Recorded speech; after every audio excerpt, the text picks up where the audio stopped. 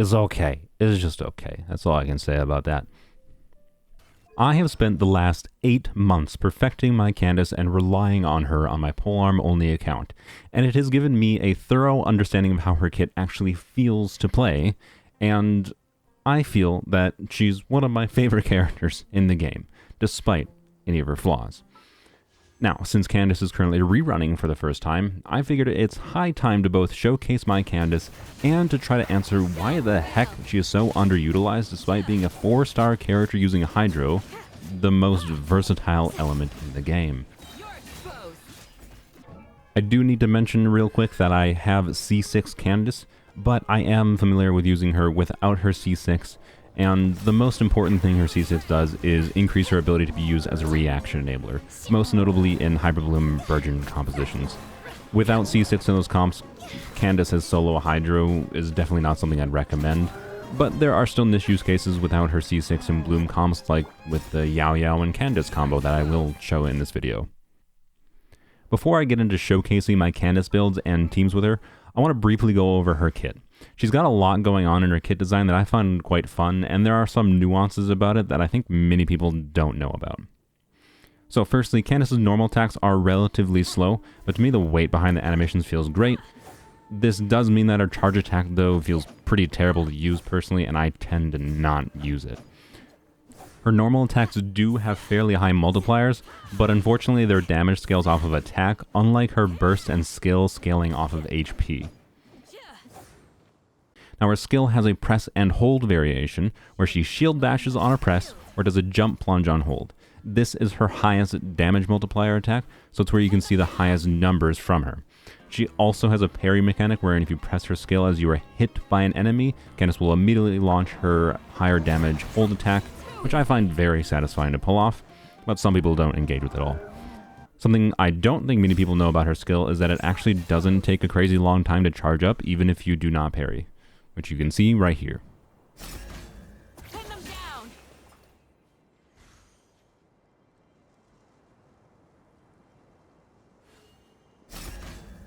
You're exposed. You can also use Candace's skill to mine ore, which, in combination with her climbing stamina reduction passive, makes her very nice to have for Overworld. Candace's burst is the most unique part of her kit. On use, it gives your active melee character a Hydro infusion to their normal attacks. Notably, this infusion does not require you to play Circle Impact, it is just active on your character throughout her burst duration. This is what unlocks Candace's utility to be used as an on-field vaporized unit as well. Her burst also deals HP scaling damage on activation in an AoE, and then additional instances of damage when you switch characters while the burst is active, which is a very odd mechanic. Notably, this does let you front-load some AoE Hydro application fairly quickly, as it will apply Hydro every time you switch units, meaning you can cause a reaction every time you switch, and you can control the timing of it to intentionally cause reactions. How useful that can be ends up depending heavily on the flexibility of your team with when you need to rotate to different characters. When you have C6 Candace, she also gets additional waves of AoE damage during her burst when she is off-field, which unlocks her full versatility as an AoE Hydro applier. Now, let's get on to builds for Candace. So, my Candace on this account is usually running the Catch and 4-piece Emblem nowadays, because with C6 she does a meaningful amount of off-field damage, and I tend to like to use her with Hu Tao, and that just takes care of basically everything in the overworld, and even in Abyss, on Hyperbloom teams, whatever, 4-piece Emblem works perfectly fine as well. But more interestingly, for my Vaporized Candace, I have different options other than boring old Emblem of Severed Fate. One thing of note, on this account I am lucky enough to have options to basically use any weapon I want on Candace, but I'm not going to go over every single artifact set and weapon that I can use on her, as it really heavily depends on the team I'm using her in, so just keep that in mind as you're seeing any of the different teams I'll be showing in this video. For my Vaporized Candace though, I'll just put Staff of Homa on her to show her off. Now for artifacts, I've been trying for too long to try to get a 4-piece Heart of Them set for Candace. I have this 0 dead stat flower, I have this 0 dead stat feather, I have any kind of timepiece you'd want on a Heart of Depth, but I cannot I just can't get a circlet. So unfortunately, I'm going to do two-piece combos for a vaporized Candace in this video. It is what it is. Artifact RNG sucks. I promise, Candace. I promise, Candace. I will get you your 4-piece Art of Depth soon with a good old circlet. Oh yeah, and this is her goblet. It's, you know, it's okay. It's just okay. That's all I can say about that. Alright, equip that. So the best build that I can think of using my Candace is a two-piece combo of 2-piece attack percent and 2-piece Heart of Depth. There could be better 2-piece combos. There could be whatever, yeah, right? Look, I've tried for 8 months Subi, okay? But we're going to use this one. We're going to use this one. This only has 1 dead stat, has a whole bunch of crit rate, which is nice. This has 0 dead stats. And then I usually prefer an HP percent timepiece, generally speaking, particularly this one, because again, 0 dead stats for a vaporized Candace. I can get value out of all of these stats. The ER is very nice to have, and it's a little bit lower in crit value versus like these other pieces that I have. And depending on what you want to do with Candace, right? Like this is better if I want to see more normal attack damage, but this is better if you want to see higher skill damage or burst damage. And because I have Staff of Homa, and Staff of Homa can convert some HP to attack, I like to use an HP percent timepiece. But if you want to use a vaporized Candace, whatever timepiece you put on might just depend on what you want to do. And of course, we're going to use that goblet. And then I'm going to steal Hu Tao's Circlet is the best Circlet I have. So with 2-piece Heart of Depth, 2-piece Chimanawas, this is without the passive up from Staff of Homa. So she'd go up to, I think, around 2,000 attack once you get the passive up from Staff of Homa under 50% HP.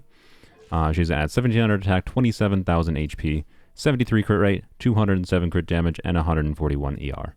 And that is the build I'm going to use in my first team that I'm going to showcase. The first team I want to showcase is my preferred forward vape Candace team on my Polearms Only account. This team consists of Zhongli, Yunjin, Xiangling, and Candace. This is my favorite vaporized team with her because I really like the feeling of just spamming normal attacks with Candace and getting big vaporizes. Zhongli is there to be Zhongli, Yunjin buffs normal attack damage, and Xiangling provides the fast pyro application that you need to consistently get vaporizes on any of Candace's attacks. The most annoying aspect of this team is the 3-hit ICD rule on elemental application, which makes it so that you can't consistently vaporize Candace's highest normal attack multiplier hit, which is her satisfying overhand spear thrust. But if you do not mess up the timing, you should be able to see her overhand thrust move vaporize every other sequence of 4 normal attacks. Other than that, this team is a fun, satisfying, and mostly mindless way to see big damage numbers from Candace.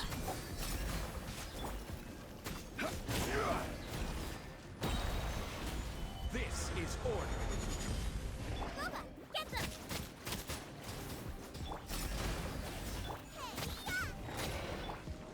Hear my prayer. Break a leg and leap. Flee.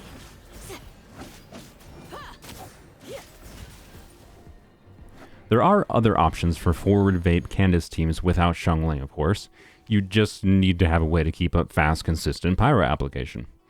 The other vaporized Candace team I want to showcase is a burning forward vape Candace team on my main account.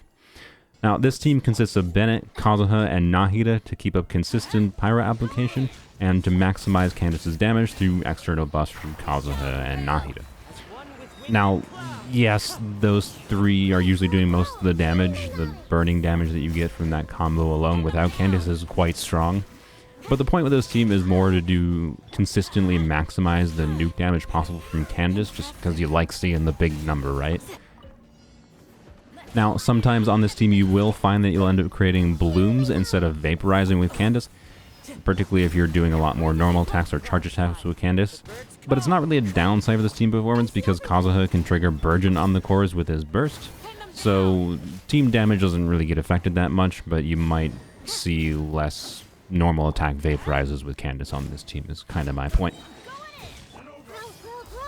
The big downside, of course, of this team is it requires, 3 of the strongest supports in the game in the form of Kazuha, Bennett, and Nahida. And Candace isn't necessarily contributing the most damage, but it is definitely a satisfying way to get big nukes from her. And speaking of nukes, let's talk about Yayo. Yayo is Candace's best friend. This may be a combo you already know about, but what makes the Yayo Candace combo work is that Yayo wants field time to apply Dendro using her burst, and then Candace can infuse her with Hydro using her burst, such that you can then on-field Yayo to create blooms, which can then be triggered with Hyper Bloom and Burgeon, or you could just use them in a Nilou Super Bloom team. Most people in the community find that most relevant for those Nilou Super Bloom teams, as you can see demonstrated here. I really like this combo for Nilou teams, as it makes it so you can get away with not having Candace be level 90 in particular, because instead of the Hydro unit triggering the blooms, like would normally be the case, Yayo is triggering them with her on-field Hydro-infused normal attacks, meaning it uses Yao's level and elemental mastery stat for the bloom damage. It is still ideal to have Candace level 90 in this team, since she will trigger some blooms, but it's less necessary than other Hydro units like Kokomi, such that it can help you conserve resources if you want to level another character, which I think is a meaningful upside to building a Nilou team in this way.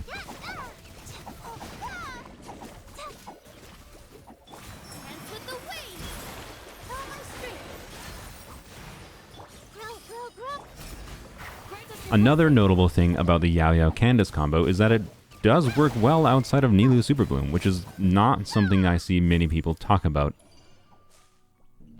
You can use the Yayo and Candace combination in Hyper Bloom and Burgeon team variations as well. These are the teams that would really want Candace's C6 to get the most out of though, and unfortunately I am unable to showcase it without C6 because I cannot disable it. But it does still function. And if you are playing on a normal account with access to more than one Hydro unit, unlike my Polearms Only account shown in this video, you can run double Hydro and Bloom teams as well. With that said, I do not want to make you think that this Hyper Bloom team variation is the strongest Hyper Bloom team, to be clear. But it functions well enough to be a competent option that I have been able to rely on this in the Spiral Abyss on my Polearm Only account. Since Yayo's and Candace's strength are AoE elemental application rather than single target, the single target Hyper Bloom damage does fall off a little bit relative to other Hyper Bloom teams, but with even two enemies, it functions really well, as you can hopefully see with both of these teams in the first chamber of the current Abyss cycle.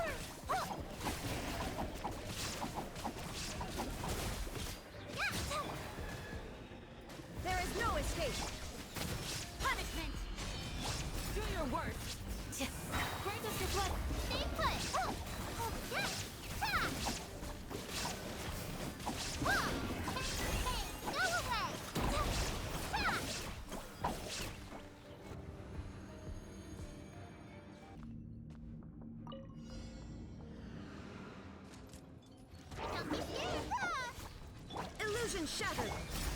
Hear my prayer. Here's backup.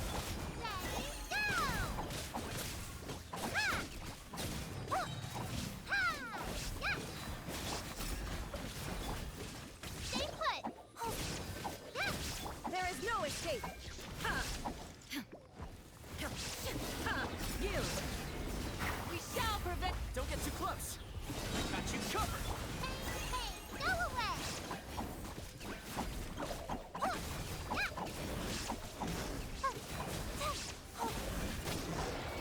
Shine down. Do your work. Grant us your blessing.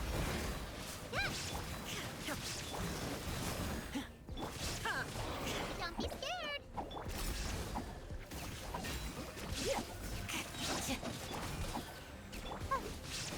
There is no escape.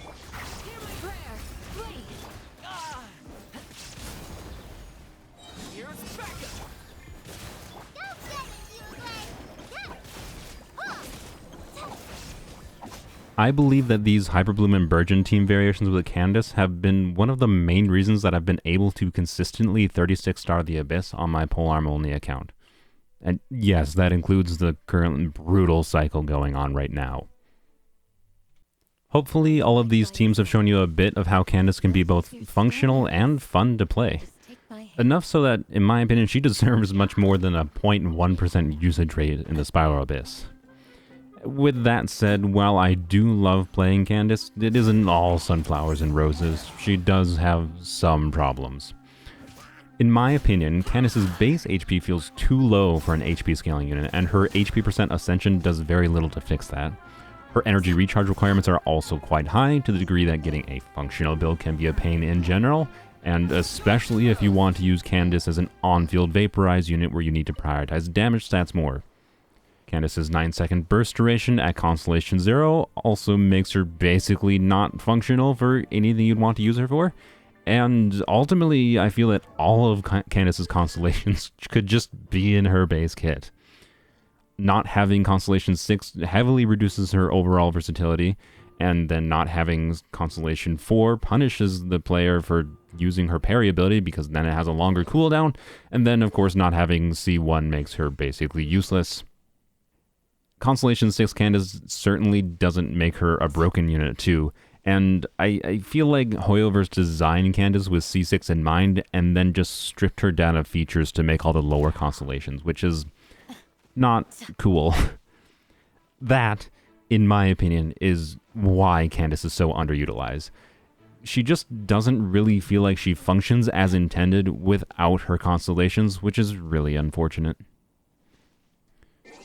But at the end of the day, Genshin is a game that provides a framework for you, the player, to make basically any character work in some form if you like them, as so much of any team's functioning comes from your supports and off-field damage that you can probably figure out some way to use a character that you like in a creative way.